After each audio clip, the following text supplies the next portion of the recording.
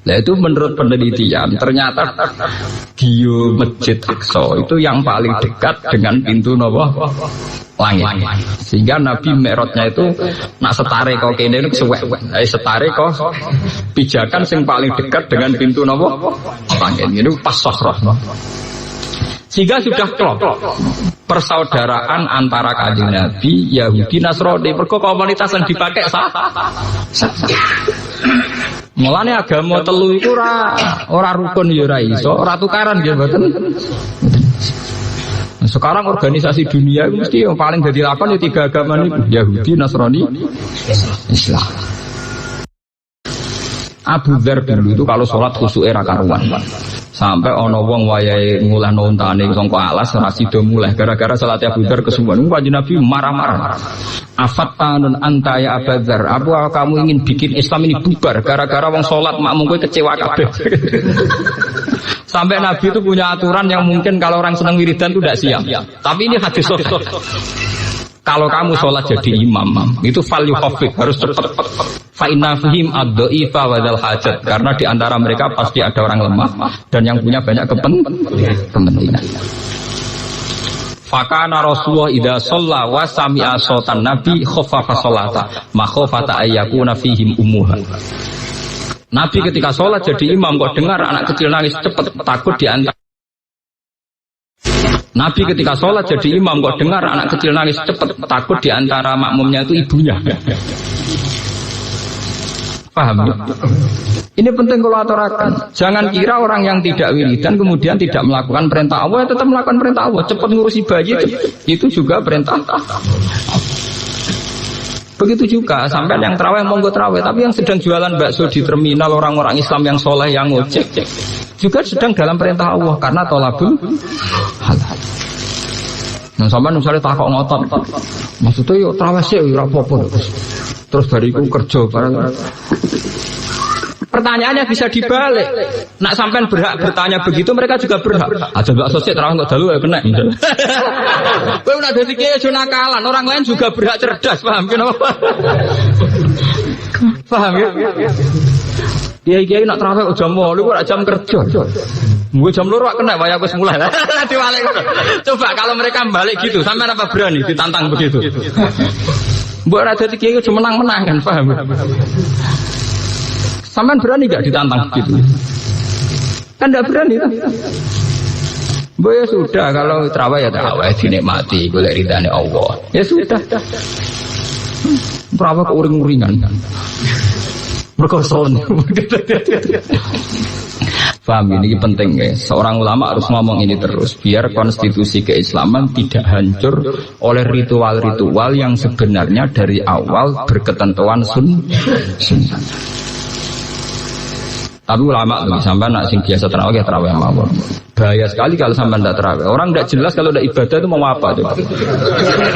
Malah dok sinetron. Orang yang tidak jelas itu cari ibadah yang umum-umum saja, nggak resi. Sama tidak usah istihad. Yang boleh istihad itu hanya ulama, paham ya? Yang tidak ulama tidak usah apa? Istihad. Ya umumnya orang saja umumnya terawih. Ya sudah sampai ikut saja. Tapi jangan coba-coba mengeneralisasi, menyamakan masalah. Jangan ngira yang sedang tidak terawih, sedang tidak dalam perintah Allah, itu jangan sampai begitu. Itu tidak baik. Kenapa? Di Ihya itu ada cerita, sampai cari nanti di kitab Fadilatul Kasbi. Fadilatul Kasbi. Di Ihya itu Imam Ghazali cerita di antara fadilahnya orang kerja. Suatu saat Nabi itu di masjid, bareng can nom-nom sing gagah-gagah. Pokoke can nom-nom derekno Nabi iktikaf di masjid. Karena belum memulai iktikaf, beliau itu masih di teras, masih di sufah, masih apa? Di sufah di teras. Pas beliau masih di teras ada seorang pemuda gagah liwat. Cara sakniki nggo pacul apa ning nggone sawah. Tapi Mekah ra ono sawah, Madinah ra ono sawah, pokoke ning kebon. Terus jare can nom-nom sing seneng iktikaf niku komentar. Halakana jaladuhu fillah. Saya iku cek siale, umpama gagahe energike dienggo iktikaf ra apik. Mosok gagahe ngono men kedonyan ngurusi kebon. Ngurusi dunya lah kalau. Apa komentar Rasulullah? Halla taqulu kadzalik. Kamu jangan komentari demikian. Dia kerja itu untuk nafkahi anak istrinya itu juga perintah Allah. Atau dia punya ibu yang renta untuk mencarikan makan ibunya juga itu perintah Allah. Akhirnya sahabat sadar bahwa tidak hanya mereka yang sedang ibadah. Jadi jangan kira yang hanya sing ngeloni masjid tok sing ibadah. Dari awal Islam mengatakan kerja itu ibadah, tijarah ya ibadah, mengajar di SD juga ibadah, menolong orang di jalan-jalan juga ibadah. Akhirnya diketahui kalau fununul ibadah, warna ibadah memang banyak sekali. Akhirnya zaman Nabi tidak ada vonis, seneng neng kebun. Paham ya? Mulane Kiai Kuno duwe cerita. Niki cerita Kiai Kuno, niki ora ono hadise cerita. Ana wong mondok kakak adik. Kiai niku makrifat. Sing adike ku kakake men sinau terus. Ora tau masak. Adike pegawe masak, gak pasti tau sinau. Kakake ngamuk, wong kok amen ngliwet oleh sinau kapan. Semua aman ngono. Lah dia belalah ditegur rong pati seneng sinau. Walhasil wal awal zaman sing disenengi kiai ini wadi. Sing didongakno ngalim ya wadi. Sesuk kakake diceluk. Goblok. Kowe ku ngalim kok napa? Goblok. Mestine pertanyaanmu diwali. Kowe ku iso sinau mergo ana sing masak. Kowe nek ora ana sing masak ra mangan ra iso napa?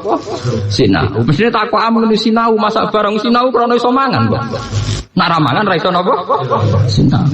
Mestinya ada mesti takok ngono sinau terus rasa masak sing. Padha kowe iso itikaf ning masjid, iku jebule ya nakalan, mentang-mentang bojo PNS wis ana mangan hari itu. Jebule ke itikaf krana duwe pakanan.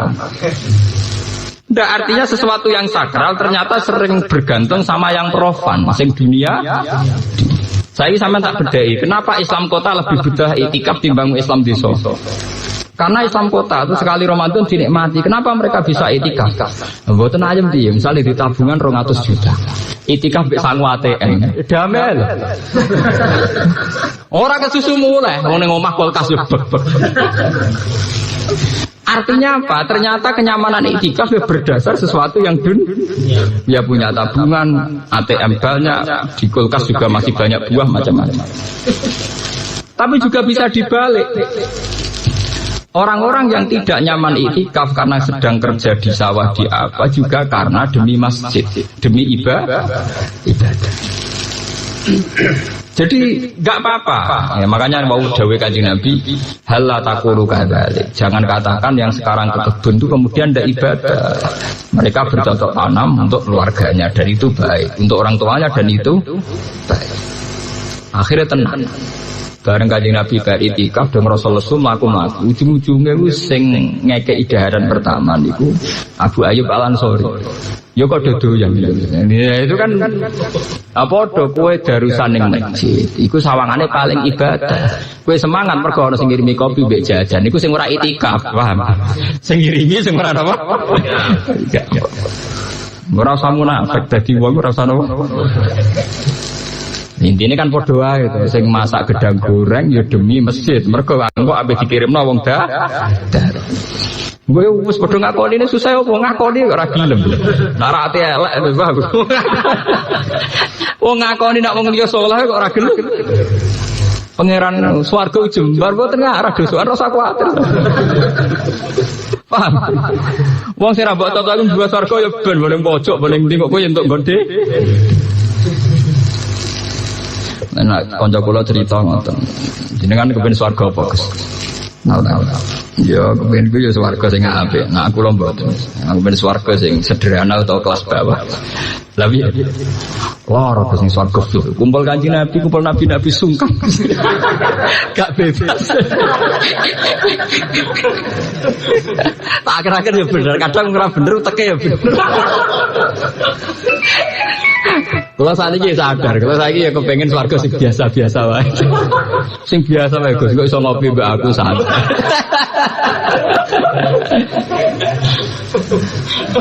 Terus yang kedua dekne dia pendapat. Jangan ras babe nabi dek ganteng. Rata-rata nabi ganteng, wali yo ganteng. Kenapa Gus? Lebih ya. Malaikat itu mau kesel Gus. Wong ning swarga iku ganteng kabeh. Nek ngrubah kok elek repot. Dari nak kok ganteng kan ngerubai sidik. Ngerubai rakeh. Daripada ngerubai agak-agak yang soleh-soleh ini dunia ini tiga ganteng. Dari zaman Buswargo ngerubai rana men. Ya nawang tukang geku dan swarga ya. Cara kula nggih sama ora nyolong mawon sama. Wong bingung gawe job-job guyon wis sama mawon.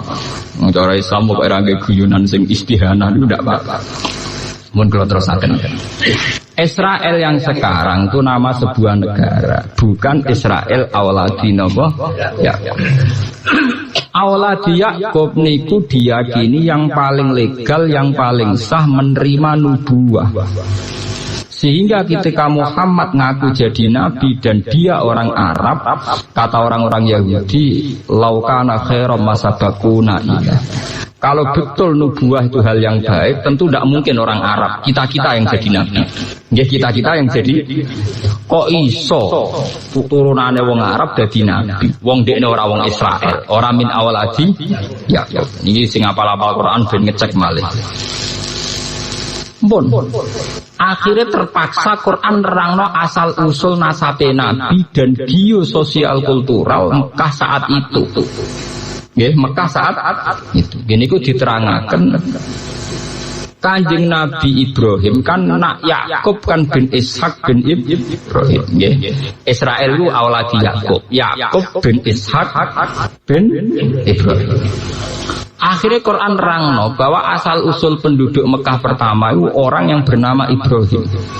Kini ku Ibrahim merantau ke Mekah yang disebut Rabbana inni askantu min dzurriyyati biwadin ghairi dzi zar'in 'inda baitikal muharram. Ibrahim gawa bojo jenenge Siti Hajar.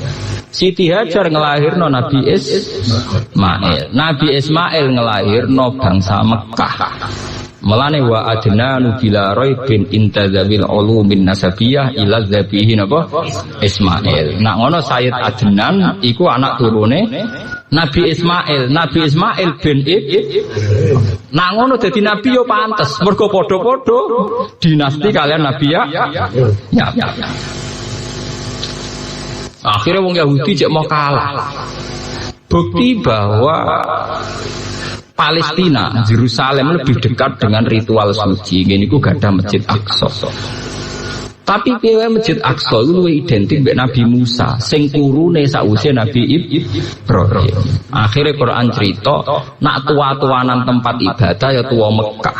Mergo Mekah sing keceluk pendirine Nabi sinten Ibrahim. Akhirnya Quran rangno inna awwala baiti wudi alinasi lalladzi bi Bakkah baraka wa hudal alamin. Dalile napa? Malane dalile fihi ayatum bayyinatum maqamu Ibrahim. Kalau enggak percaya cek di situ ada sisa-sisa bekas kaki telapake Nabi sinten Ibrahim. Iku nunjukno nak Mekah luwih tuwa tinimbang Palestina. Mergo paling banter Palestina itu Nabi Musa, Mekah Nabi Ibrahim. Padahal ning kono ana makamu napa?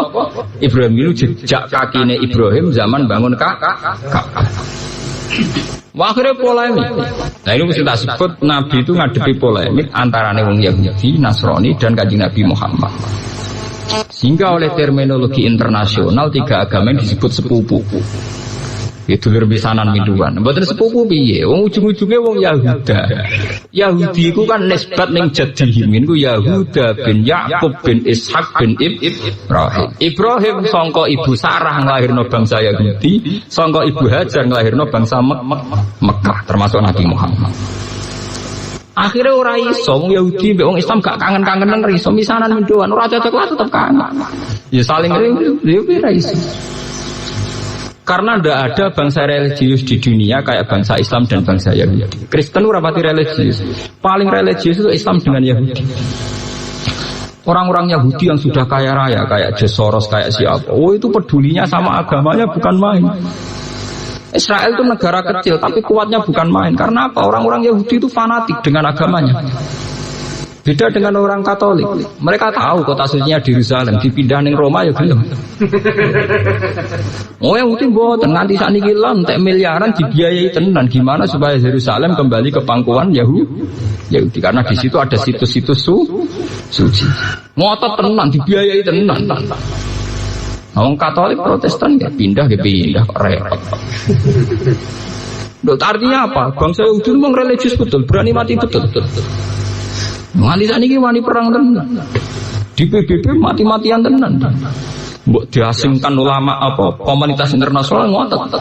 Kok bae iku yo religius. Nan kula ngomong-ngomong Yahuda iku mirip santri. Dek niku yo kepengin nakal, tapi kepengin bar iku saleh meneh. Jadi kok wong saleh sebagai fitrah manusia yo tau ngebet, tapi yo tetep kepengin tetep saleh. Jadi yo hak ngebet yo keturutan, tapi yo tetep saleh meneh. Iku koyo Yahuda, iku mbah-mbahe wong Yahudi religius. Ketika Yahuda iku gubedeng mbek Nabi Yusuf pol gedinge. Dene ngerti nak mateni iku dosa. Ketika dulur-dulur usul yo wis nak Yusuf iku paling jadi masalah, jadi problem. Saiki pateni ya. Jawab Yahuda, la taqtulu Yusuf. Oh, aja kegeden. Dosa mateni napa? Cukup wa alquhu fi ghayabatil cemplungno sumur. Ngono aja apik. Cemplungno sumur sing yaltakit bubat di sayara, tapi aja mati sing kira-kira sing nemu. Wedi dosa gede nemen-nemen udah wedi. Paham ya? Rumang samu Yahudi salah nemen boten. Mane kadang ya bener Gus Dur temen apike wong Yahudi. Ya Gus Dur wong pinter, maksudnya ngomong ngono ya tetep dipikir. Sing roh padha wong pinter ngono tok masalah kan.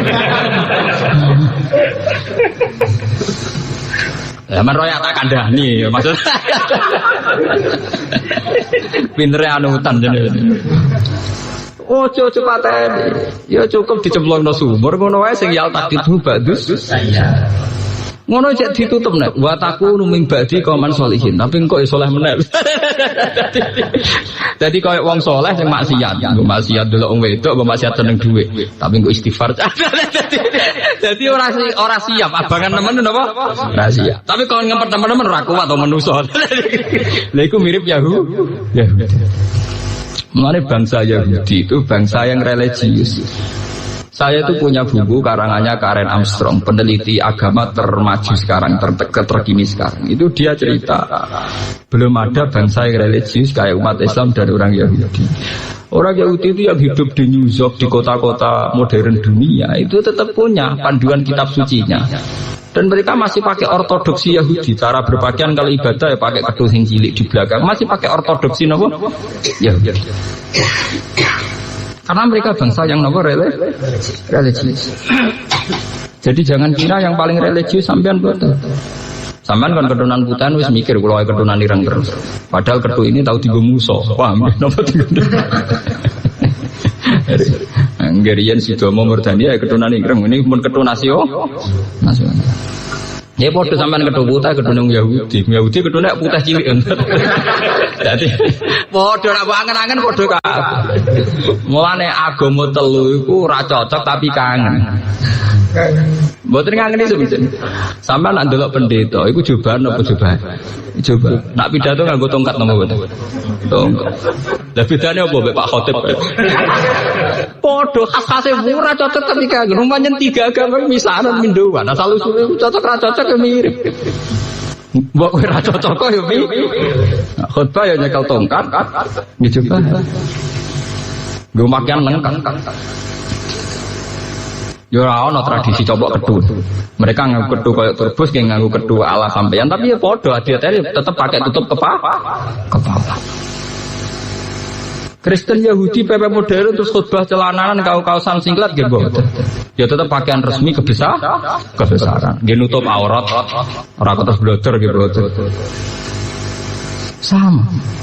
Cuma wong Islam darani ngono iku serban, wong ngono darani iku selendang. Tapi ya padha, ngono selendang mek serban bedane opo? Padha-padha dikalungno ning. Mergo sejarahe tiga, makanya peneliti-peneliti internasional tiga agama ini kok banyak miripnya. Saya itu pernah ditanya sama peneliti internasional di Jogja itu. Pak berarti betul ya cerita kalau Nabi Muhammad itu ya masih keluarga dengan orang Israel. Ya mohon arah misanan biduan. Sebab itu Quran piyambak ngakui tiga agama disebut agama semitik. Sebab itu Quran ngaitno sejarah Islam mbek sejarah Taurat dan Injil. Jadi tiap Quran diterangno mesti musaddiqal lima baina yadayhi minat Taurat wal Injil. Kanjeng Nabi piyambak kepengin apa tilas leluhur. Ini Kanjeng Nabi dikandani pangeran. Mat kowe nak ning Mekah tok ora sempurna. Leluhurmu ora ning Mekah tok. Termasuk ning Masjid Aqsa. Mula Nabi di Mi'rajno, di Isra'no minal Masjidil Haram ilal Masjidil Aqsa. Kok Nabi tau dinyak wong Yahudi. Ngaku Nabi rapal pintune Masjid Aqsa oleh. Kowe ku ngaku Nabi ora roh jumlah pintune Masjid Aqsa. Jare Kanjeng Nabi, ya tapi aku tetap Nabi. Dan itu langsung di muka syafa. Niku didudono Jibril pintune Masjid Aqsa jumlahe sakmene, sisine ngene-ngene. Kanjeng Nabi nerang. Kalian yang Yahudi. Sampai wonten sing Islam, mergo gak masuk akal. Muhammad kok roh tenan. Mergo Nabi di Mi'raj namung sak kedhepe. Lha niku sakjane awal-awale Isra niku menjawab pertanyaan Yahudi, nak Nabi tenan mesti tahu ngijak Sokhroh sing tahu diinjak para nabi. Ini Sokhroh teng Masjid Aqsa. Mergo Mekah gadah makam Ibrahim, teng Masjid Aqsa wonten apa? Sokhroh. Di Mi'raj Nabi. Terus dari cerita Kiai kuno terus Nabi nyancang buruk nih. Neng Mekah dicancang neng pinggire Ka'bah sing saiki digo mek sugihan wong India biasane. Mergo riyen jarene sakane digo nyancang napa? Buruk. Dadi nek ibadah do ngeloni napa? Saka niku. Wong kula kena ate dijak kanca kula. Gus, gak ngeloni cagak iku lha piye? Jare mari sugih. Kowe yo tekan ning ngarepe Ka'bah aja kedonyan. Ambil wangi.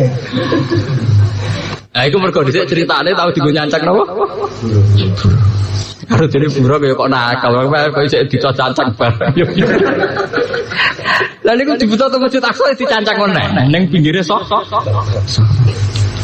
Nah itu menurut penelitian ternyata Gio Masjid Aqsa itu yang paling dekat dengan pintu napa? Langit. Sehingga Nabi Mi'rajnya itu nak setare kok kene niku suwek. Setare kok pijakan sing paling dekat dengan pintu napa? Langit. Ini pas Sokhroh. Sehingga sudah klop persaudaraan antara Kanjeng Nabi, Yahudi, Nasrani. Mergo komunitas yang dipakai sah. Mulane agama telu iku ora rukun ya ora iso, ora tukaran nggih mboten. Sekarang organisasi dunia itu mesti yang paling jadi lakon ya tiga agama ini, Yahudi, Nasrani, Islam. Misalnya apa jenis perkumpulan antar umat beragama seluruh dunia, ujung-ujungnya lakonnya mau telu. Ya ra cocok, rukun meneh ra cocok, rukun meneh ngoten. Dan di internasional malah kental sekali. Seperti dulu Yasir Arafat yang dinikahi ya wanita kitabiyah. Kalau di komunitas internasional biasa, kuat sekali. Nah, ini kalau namung cerita kenapa surat Toha dan banyak surat kados teng surat Qasas di surat-surat yang lain banyak cerita Nabi Musa dan orang Yahudi karena tiga agama ini pernah dengan tema yang sama dengan isu yang sama. Nah kemudian ada yang terjun bebas yaitu di era tahrif. Ini sing disebut teng surat-surat Madaniyah. Ini rungokno tenangan ya. Ini ora oleh terputus sampean kok salah paham. Era-era surat Madaniyah lebih menitik beratkan sisi pembeda. Ini ku wonten yukharrifunal kalima mawadila. Itu rata-rata di surat Madaniyah. Dijelaskan bahwa kitab-kitab Taurat yang Injil yang sekarang di tangan mereka sudah edisi tahrif. Meskipun tidak semuanya dimuharraf. Cuma edisi tahrif itu dimulai dari siapa? Para pencatat sejarah gitu-gitu.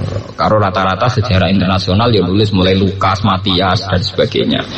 Tapi itu kan orang-orang kemarin. Kalau zaman Nabi tentu yang dianggap tahrif tidak mereka kan itu kan sejarah yang terkini, tapi gitu. Era Nabi tentu tidak itu kan. Paham ya? Nah ini terus wonten masalah. Tapi meskipun ono masalah tahrif, piye wae sebagian isine Taurat itu bener. Sebagian isine Injil gini apa? Bener. Daripada ora roh pase di sing salah di sing bener. Nah ditakoki, Taurat itu piye ya kitab Allah. Tapi saiki ono sing dirubah, ya nak pas-pasan padha be Quran ya kitab Allah nak ora ya ora. Mulane Kanjeng Nabi agar ditakoki sahabat, Ya Rasulullah, saya ini baca kitab-kitabnya orang Yahudi, ternyata mirip dengan Quran. Jare Kanjeng Nabi ya, nak ditakoki ngoten nggih. La tusaddiquhum wa la tukadzibuhum. Kowe ngiyani ya aja kok nang pas tepaan sing takrif. Gorohno ya aja nang tepaan sing padha. Lan la tusaddiquhum wa la tukadzibuhum. Iku sing disebut ning gone juz 21 wala tujadilu ahlal kitab illa billati hiya ahsan. Gak usah debat masalah tema-tema samawi kecuali dengan sesuatu yang lebih baik. Lebih baik cara Jawa gak melok-melok, paham? Napa gak melok? Karena temanya sama. Sama tak ceritani yang tema ini, mun kadung kula buka. Pakar-pakar Yahudi Nasrani zaman Nabi Muhammad itu gemar sekali ngetes Nabi Muhammad untuk ngetes daya intelektual yang jelas-jelas dari ciri nubuah. Jadi ciri apa? Ngomong Yahudi nak takok melete-melete, nyerung Yahudi melerin pinter-pinter. Mat, aku takok 5 hal. La ya'lamuhunna illa nabiyyun, sing roh mok nabi tok. Aurajulun aurajulane, umpama liyane nabi roh paling wong siji wong loro. Aurajulun ya termasuk dekne, maksudnya termasuk. Lha niku persis lafate hadis kula hafal. La ya'lamuhunna illa nabiyyun aurajulun aurajulane. Oh itu terbuka di depan orang banyak. Mas, apa jare Kanjeng Nabi? Nah, takokane khas religius, ora kok takok. Ngono ana nabi yen ra iso. Ma awal itu ami ahli jannah. Pertama wong bus warga iku sarapane opo? Bosen kan? Mangan sego ra wong Jawa. Masa bos mangan pecel mboten.